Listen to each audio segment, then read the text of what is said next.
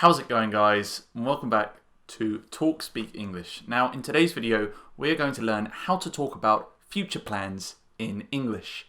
Let's jump straight in.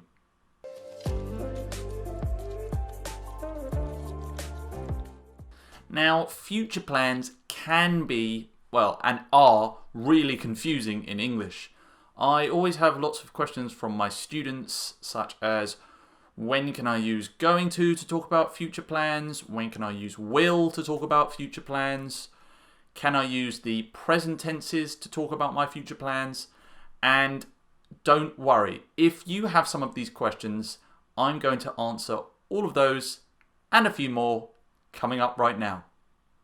So jumping in, let's have a look at the first form and how to use it. As you can see, we have the future simple with will. When talking about future plans, the future simple with will is only used in a very specific situation. You use will if you're presented with information that is in some way new to you and you make a plan at the time of speaking. What do I mean exactly by at the time of speaking? Well, something that's, let's say, a spontaneous decision. Let's imagine that you're talking to your friend on the phone and your friend suggests going to the new Chinese restaurant in town. Maybe before the conversation you didn't know about your friend's plan, but you think it's a good idea and you would like to go. You might say something like, "Oh, that sounds like a good plan. I'll meet you there in an hour." In this example, the future simple is used because the plan is something new, spontaneous. You didn't know about it before the conversation and you made the plan at that moment. You'll notice that I contract the future simple so that I will becomes I'll. He will becomes he'll, she will becomes she'll, etc., etc. This is very common in spoken English, and going forward it's something that I think you should practice if you want to sound more natural when having conversations in English. Let's take a look at a few more examples. "Hi there, I'm just having coffee at the cafe in the centre of town. I know, I'll meet you at the supermarket in 20 minutes. If you're sure it's ready, I'll phone the customer and I'll let him know when he can expect the delivery. I'm just thinking, what can I have for dinner? I'll have a look in the cupboard and see if I can find something." So what do all of these have in common? Well, they are spontaneous plans made at the time of speaking. It's almost like our brains have a eureka moment and then we know what we want to do. And in this situation, we can use the future simple with will. I've just had a look at the video and seen that it's really dark in the first part, so sorry about that. But it doesn't matter because now we are going to look at when we can use the future simple with going to talk about future plans. Let's jump in. Let's say you have a future plan that you've already thought about or decided in your mind. Well, this is where you would use going to.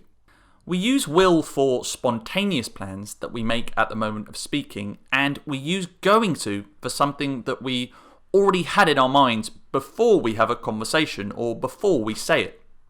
Let's imagine you've been planning a holiday to Italy and you're going next month. You might have booked flights and a hotel and maybe organised some activities, for example.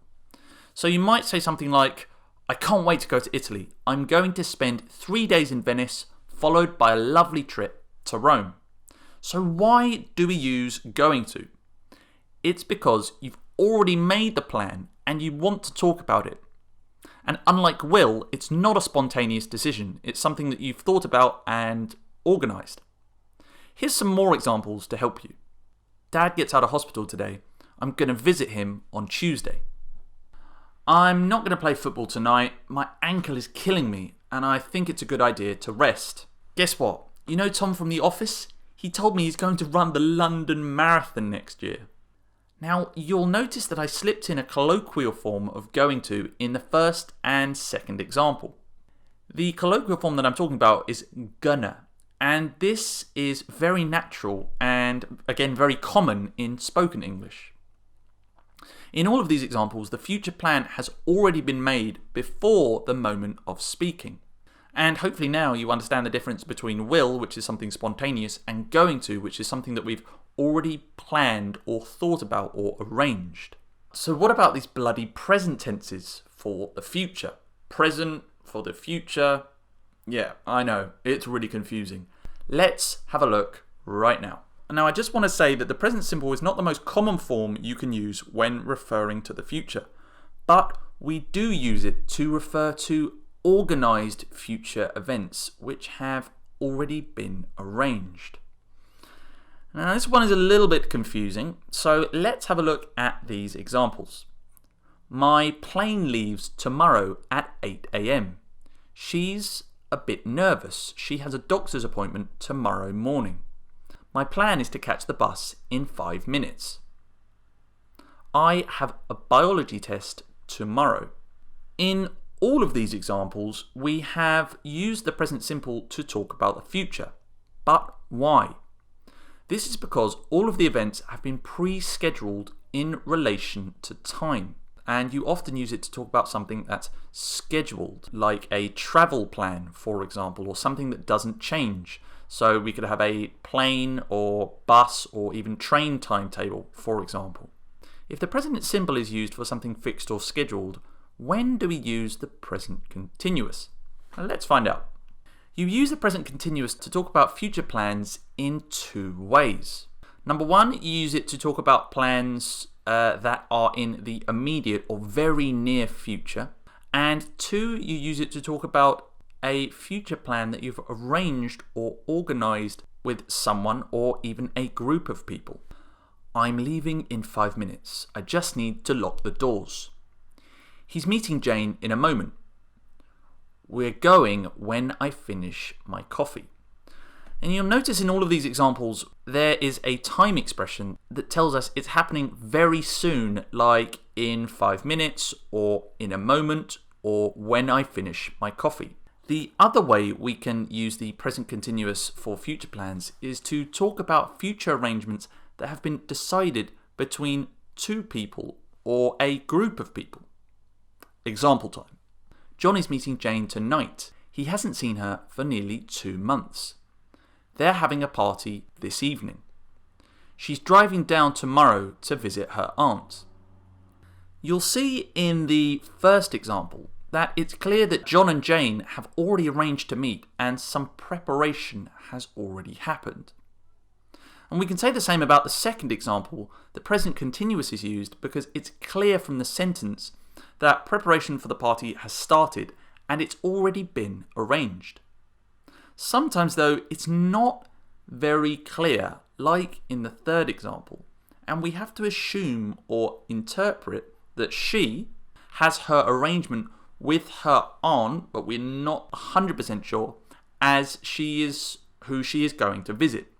So there we are. There are 4 ways to talk about future plans in English. First of all, we looked at will, which is used when you make a plan at the time of speaking for something you've just decided to do. Then we looked at going to, which we use to talk about a future plan that we've already decided before the moment of speaking.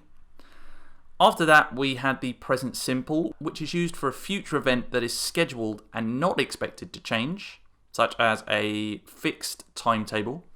And lastly, we touched on the present continuous, which we can use for events happening in the very near future or events that have already been arranged between 2 or more people.